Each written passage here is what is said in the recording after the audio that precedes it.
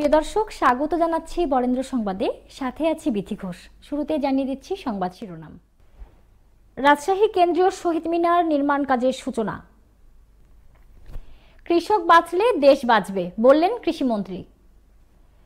প্রধানমন্ত্রীর স্বদেশ প্রত্যাবর্তন দিবসে এমপি আসাদের নেতৃত্বে শ্রদ্ধা নিবেদন। এতক্ষণ শুনছিলেন সংবাদ শিরোনাম, এবারে জানাবো পুরো খবর।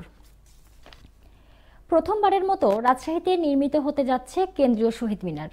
শনিবার বীর মুক্তিযোদ্ধাবৃন্দ, সামাজিক, সাংস্কৃতিক ও রাজনৈতিক নেতৃবৃন্দ এবং নাগরিক সমাজের প্রতিনিধিদের নিয়ে পুরাতন সার্ভে ইনস্টিটিউটের জায়গায় পূর্ব নির্ধারিত স্থানে কেন্দ্রীয় শহীদ মিনার নির্মাণ কাজের আনুষ্ঠানিক সূচনা করেন রাজশাহী জেলা পরিষদের চেয়ারম্যান বীর মুক্তিযোদ্ধা মীর ইকবাল।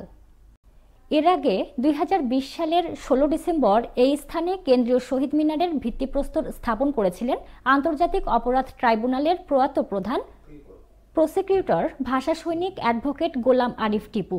সেই ভিত্তি স্থাপনের ধারাবাহিকতায় কেন্দ্রীয় শহীদ মিনারের নির্মাণ কাজ শনিবার থেকে আনুষ্ঠানিকভাবে শুরু হলো। এ সময় বক্তৃতা দেন জেলা পরিষদের চেয়ারম্যান, মহানগর আওয়ামী লীগের সহসভাপতি বীর মুক্তিযোদ্ধা মীর ইকবাল, জাতীয় সমাজতান্ত্রিক দলের কেন্দ্রীয় কমিটির সহসভাপতি অ্যাডভোকেট মুজিবুল হক বকু, বীর মুক্তিযোদ্ধা আইয়ুবুর রহমান, বিশিষ্ট আইনজীবী অ্যাডভোকেট সুশান্ত সরকার, মহানগর আওয়ামী লীগের সহসভাপতি বদিউজ্জামান খায়ের, আতাউর রহমান স্মৃতি পরিষদের সভাপতি ও রাজশাহী প্রেস ক্লাবের সভাপতি, বিশিষ্ট সাংবাদিক সাইদুর রহমান, ওয়ার্কার্স পার্টির মহানগর শাখার সাধারণ সম্পাদক দেবাশিস প্রামাণিক দেবু ও জেলা পরিষদের সদস্য আব্দুর রশিদ। অনুষ্ঠানের শুরুতে পাকিস্তানি প্রেতাত্মাদের চক্রান্তে ঘাতকের হাতে বঙ্গবন্ধু ও তার পরিবারের নিহত সদস্যবৃন্দ এবং জাতীয় 4 নেতা সহ ভাষা আন্দোলন ও মুক্তিযুদ্ধের শহীদদের স্মরণে 1 মিনিট নীরবতা পালন করা হয়। অনুষ্ঠানে সভাপতিত্ব করেন রাজশাহী জেলা পরিষদের প্রধান নির্বাহী কর্মকর্তা মোহাম্মদ রেজা হাসান। রাজশাহী মহানগরীর প্রাণকেন্দ্রে পুরাতন সার্ভে ইনস্টিটিউটের প্রায় 1 একর জায়গা জুড়ে প্রায় 7 কোটি 80 লাখ টাকা ব্যয়ে রাজশাহী কেন্দ্রীয় শহীদ মিনারটি নির্মিত হচ্ছে।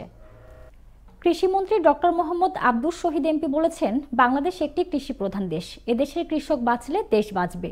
ভূমি খালি রেখে দেশ রক্ষা সম্ভব নয়। তার জন্য কৃষকদের যা সহযোগিতা লাগবে, সার, পানি ও হারভেস্ট তার সময় মতো ব্যবস্থা করার কোনো বিকল্প নেই।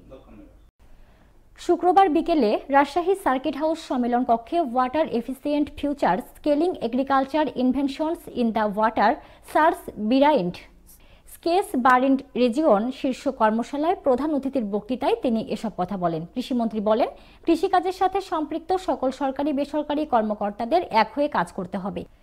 কৃষকদের ফসলের উৎপাদন বৃদ্ধিতে উৎসাহিত করতে হবে। প্রত্যেক এলাকার মাটি পরীক্ষা করে কোন ফসল ফলালে উৎপাদন বেশি হবে সে বিষয়ে কৃষকদের পরামর্শ দিতে হবে। কোন অবস্থাতেই যেন কৃষকরা ক্ষতিগ্রস্ত না হয় সেদিকে নজর রাখতে হবে। আব্দুস শহীদ বলেন, বাংলাদেশে কোনো খাদ্য ঘাটতি নেই। দেশের মানুষের খাদ্যের চাহিদা পূরণ করে অবশিষ্ট খাদ্য সংরক্ষণের জন্য সরকার দেশের 8টি বিভাগে কোল্ড স্টোরেজ স্থাপনের পরিকল্পনা করেছে। তিনি বলেন, কৃষি উৎপাদন বৃদ্ধিতে কৃষকদের উৎসাহিত করতে ওয়ার্ল্ড ব্যাংক আমাদের সহযোগিতা করছে। সেই সুযোগ সঠিকভাবে কাজে লাগাতে হবে। তিনি আরো বলেন, জিডিপিতে কৃষি খাতের অবদান 12%। এটা আরো বৃদ্ধি করতে হবে। ভবিষ্যতে রাজশাহী থেকে 1 লক্ষ মেট্রিক টন উদ্ধৃত চাল উৎপাদনের প্রত্যাশা ব্যক্ত করেন তিনি। অতিরিক্ত বিভাগীয় কমিশনার মোহাম্মদ ইমতিয়াজ হোসেনের সভাপতিত্বে অনুষ্ঠানে ওয়ার্ল্ড ব্যাংকের programme manager Michael John Webster, Coca Cola Bangladesh লিমিটেডের managing director MD MS Juan Nahar Chowdhury উপস্থিত ছিলেন। অনুষ্ঠানে বিভিন্ন সরকারি বেসরকারি দপ্তরের কর্মকর্তা কর্মচারী, এনজিও প্রতিনিধি এবং কৃষকবৃন্দ উপস্থিত ছিলেন। আমাদের কৃষকরা কিন্তু তারা যেভাবেই হোক, তারা যদি পানির প্রয়োজন হয় এর জন্য বিএডিসি সাথে যোগাযোগ করতে হবে। বিএডিসি কল দিতে পারে বা ললিট পাম্প করতে পারে।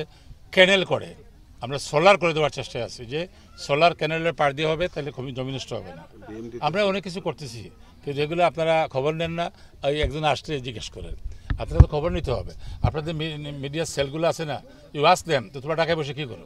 তো আমরা তো চাই যে পতনশীল দ্রব্য হিসাবে আমরা এগুলোকে যেগুলোকে রক্ষা করা যায় তার জন্য একটা সার্টেন টাইম 6 মাসের জন্য রাখা যাবে না। রপ্তানি করতে হইলে আবার যখন এলসি খুলবে একজন, এলসি খুলতে এখন আমাদের দেশে ডলার না পাইলে অন্য দেশ থেকে থার্ড কান্ট্রি থেকে এলসি করা যায়। এগুলো সব নিয়ম প্রতি জানতে হবে। আপনারা সাংবাদিকরা এগুলো খবর নেবেন যে কীভাবে কোনটা সহজ করা যায়, তাহলে আপনারাও বলতে পারেন যে আপনারা ওখানে যান, গেলে পাবেন। আমি যেহেতু এই প্রথম আসছি ম্যাঙ্গো ট্রেন নিয়ে, আমি তো এখনো কিছুই জানি না। আপনারা পাঠান, বেশি করে পাঠান, বেশি করে পাঠান। স্যার আমরা আরেকটা কর্ণাটক থেকে আপনাকে যাবে যে ওই সমস্ত কার্গো প্লেন আছে, আপনাকে হিসাব করতে হবে কমিউনিকেশন সিস্টেম কি, আমার অ্যাভেলেবিলিটি কী। এখন আমরা যেটা, আমি রাশিয়ার সাথে আমার কথা হয়েছে, আমার ইন্ডিয়ার সাথে কথা হয়েছে, আমার চায়নার সাথে কথা হয়েছে, সবাই কিন্তু আম নিতে রাজি বাংলাদেশ থেকে। বাংলাদেশের আমের কদর কিন্তু বিশ্বের দরবারে খুব বেশি। সেই হিসাবে বেলারুশও আসছিল, বেলারুশের ফরেন মিনিস্টারও আমার এখানে এসে বলছে যে আমরা উই ওয়ান্ট ব্যাঙ্গো ফ্রম ইউ। আমরা যে দিব কোয়ারেন্টাইনের জন্য আমাদের ঢাকা বিমানবন্দর এলাকায় একটা কোয়ারেন্টাইন এরিয়া আছে, ওখান থেকে প্রসেস হয়ে তারপরে কার্গোতে লোডিং হচ্ছে। এই পূর্বে এটা তো এখন হয় নাই, এটা করছি, যেটা করছি এটা আস্তে আস্তে হবে। যেটা আছে সেটা বলা উচিত, আমাদের অ্যাভেলেবিলিটি যেটা আছে সেটা বলছি, চাষিরা যেন নার্ভাস না হয়। এবং আম তো যেহেতু পচনশীল একটা উৎপাদিত পণ্য, এটা একটা পার্সেন্টেজ পসবে, এটা কিন্তু রক্ষা করার ক্ষমতা কারণ নাই। সিন্ডিকেটের বিরুদ্ধে আপনারা লেখেন বেশি করে, কথা বলেন বেশি করে, সিন্ডিকেট আমরা করতে দিব না। কিন্তু সিন্ডিকেট যারা করে তারাও কিন্তু দেখা যায় সব সমাজের সাথে সম্পর্ক আছে। সেই হিসাবে এই সিন্ডিকেট যাতে না হয়, তাদেরকে বলবেন যে আমাদের মানুষ আম খাইতে চায়, বিদেশে রপ্তানি করতে চাই আমরা, কৃষকরা যাতে বেশি মূল্য পায় তার জন্য কৃষকদের মূল্য পাওয়াটাই তো আসল। এটা গাছে আম ধরলো কিন্তু মূল্য পাইল না, আম ফলে লাভ করলো কি। আপনারাও সেটা কিন্তু পত্রপত্রিকায় বা আপনাদের মিডিয়ায় এগুলো কিন্তু প্রচার করতে হবে। আচ্ছা, লোকাল ইউনো সাহেব জানেন কোন কোন জায়গা বিক্রি করা যাবে, কোনটা যাবে না, এটা ইউনো সাহেব জানেন, তো যাবেন কেন? প্রথম আপনারা ইউনো সাহেবদেরকে বলেন, ওসি সাহেব আছেন, you will take the necessary help from the police প্রশাসন। ইমাকার আবার ভেরিয়েশন টেম্পারেচার হইতে হবে। ইতিমধ্যে আমরা নীতিগতভাবে ক্যাবিনেটে আলোচনা হয়ে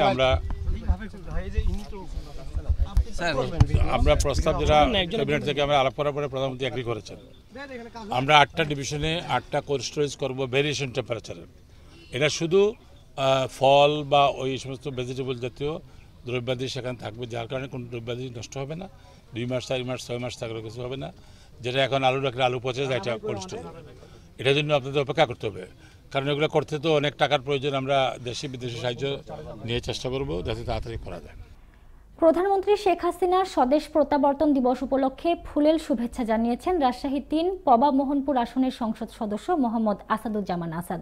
শুক্রবার সকালে রাজশাহী জেলা আওয়ামী লীগের আয়োজনে তিনি নগরীর লক্ষ্মীপুর মোড়ে অবস্থিত বঙ্গবন্ধুর প্রতিকৃতিতে ফুলেল শ্রদ্ধা জানান।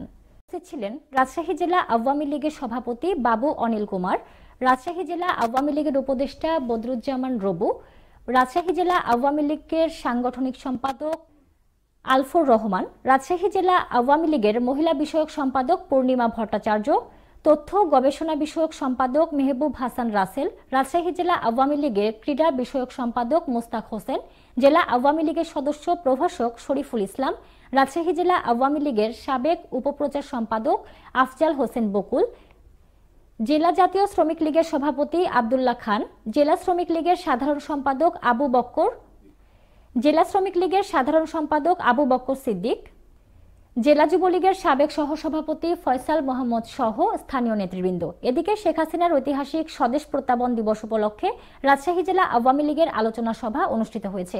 সকাল 11টায় রাজশাহী নগরীর অলকার মোড়ে জেলা আওয়ামী লীগের অস্থায়ী কার্যালয়ে সভা অনুষ্ঠিত হয়। আলোচনা সভায় বক্তারা প্রধানমন্ত্রী শেখ হাসিনার নেতৃত্বে দেশের উন্নয়ন অগ্রযাত্রার বিভিন্ন দিক তুলে ধরেন। এ সময় রাজশাহী জেলা আওয়ামী লীগের সাধারণ সম্পাদক, পল্লী উন্নয়ন সমবায় প্রতিমন্ত্রী আব্দুল ওয়াদুদ্দারা সহ জেলা আওয়ামী লীগের নেতাকর্মীরা উপস্থিত ছিলেন। সকালে রাজশাহী বিশ্ববিদ্যালয়েও আলোচনা সভা অনুষ্ঠিত হয়েছে। সেখানে রাজশাহী বিশ্ববিদ্যালয়ের প্রশাসন, বিভিন্ন বিভাগের শিক্ষক ও শিক্ষার্থীরা উপস্থিত ছিলেন। এ ছিল বরেন্দ্র সংবাদে, সাথে থাকার জন্য ধন্যবাদ।